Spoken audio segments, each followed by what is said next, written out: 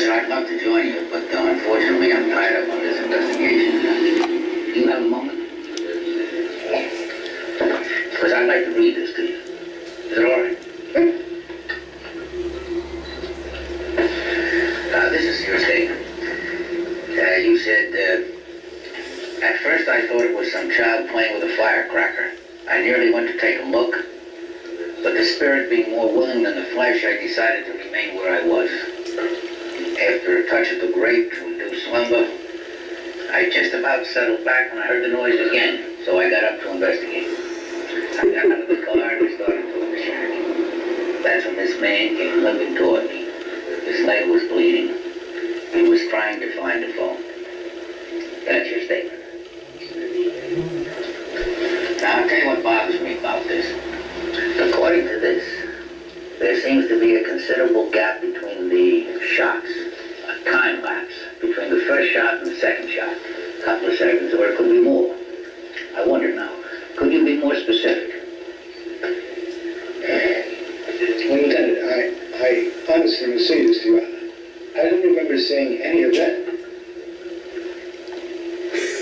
Well, I'm not saying you're fabricating all this.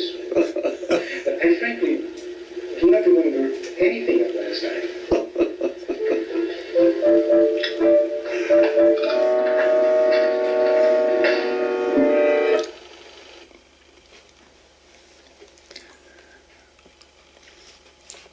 Yeah, you're going to search and find out witnesses for your case, and you are in danger of winding up to be incriminated for your investigation. Imagine if you have somebody like him that your life depended on his witness. These people, you know, the drunkards are excluded, you know, from the reliable source of information.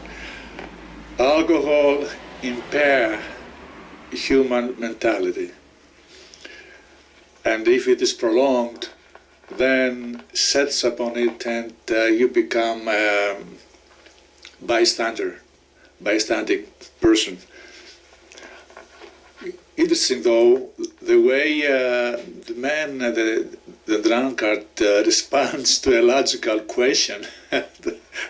This is the whole beauty of this scene, you know, the way he was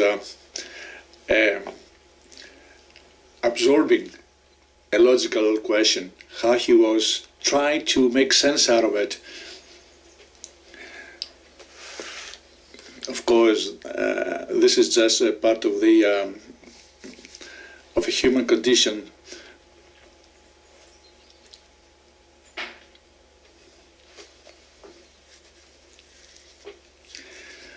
Though throughout history, court cases were accepting witnesses in any state of mind. That was also a plot to incriminate the accuser. If you remember the movie Tom Horn in 1998, he played by Steve McQueen. That was a real story. The guy was a free spirit. He was roving around, he was a cowboy. But he had a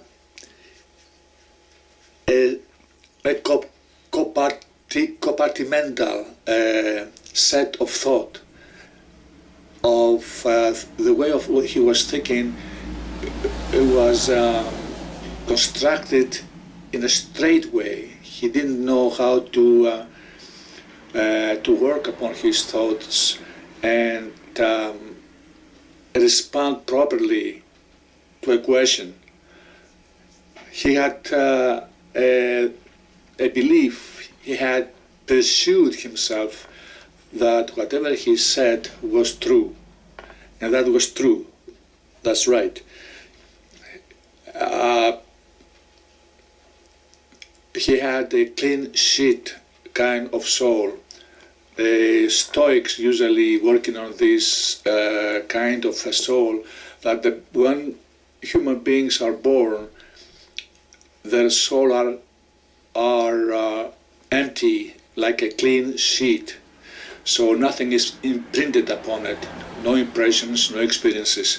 As humans are developing, then the human soul absorbs information and impressions upon it, so they are forming the character and the source of information from which when the mind is in need to derive information to work upon a thought or upon a problem,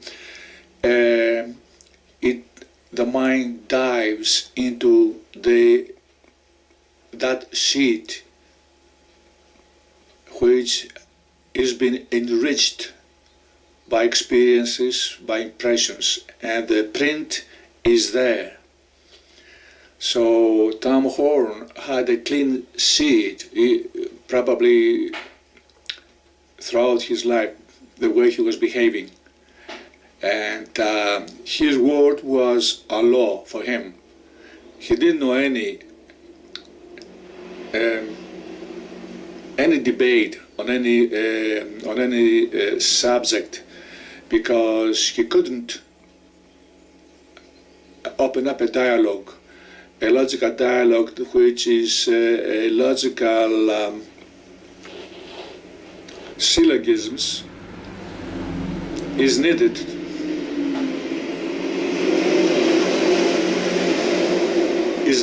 to solve and find the truth out of a problem.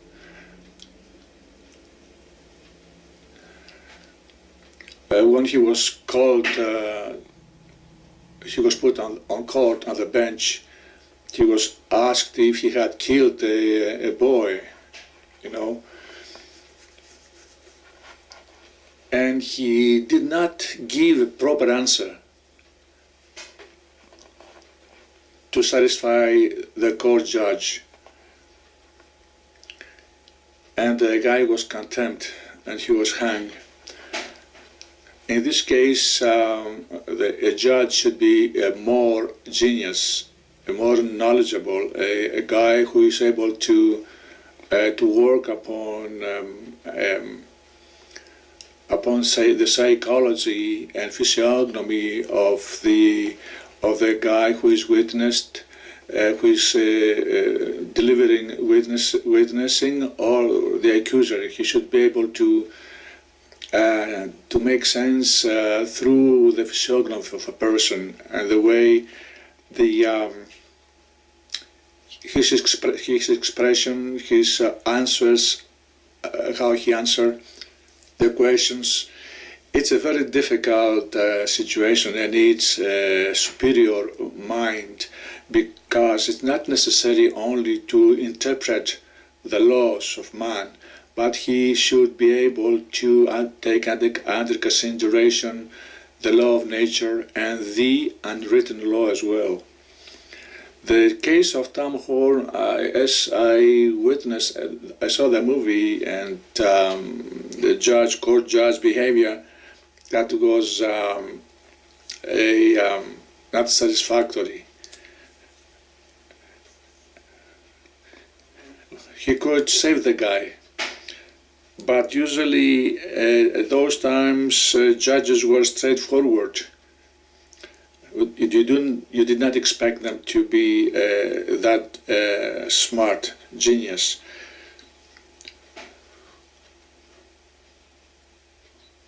As far as the natural disposition of a man, that he is born with the gift of being able to understand and produce logical syllogisms, this is a rare phenomenon. And judges have become a profession, which is not a profession. It is something else. It's beyond profession. You're exercising the highest a level of civilization that controls and monitor the behavior of a society, and this is justice. Justice is like the lawmakers. You know, there are people with, they should have a divine spirit in themselves.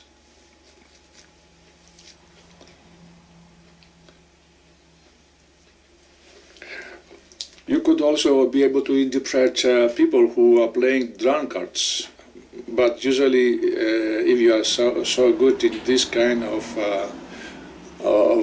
producing a false character, even a genius cannot even detect it. You know, it's beyond